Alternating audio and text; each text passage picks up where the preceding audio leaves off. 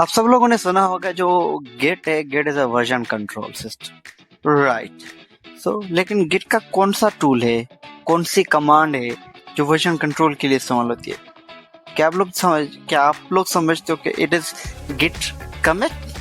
Well yeah, लेकिन इससे भी एक अच्छी कमांड है जो वर्जन कंट्रोल के लिए यूज होती है। आपको पता है वो कौन सी है? This is git tag. Because आपने एक एप्लीकेशन बनाई, आपने एक सॉफ्टवेयर बनाया, आप उसका एक वर्जन 1 बनाना चाहते हो।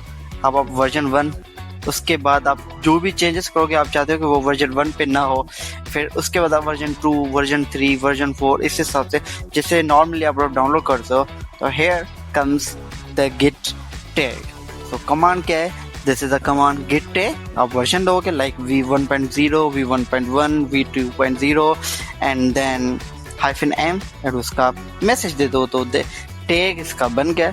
And then you can just push the tag as you normally push the commits.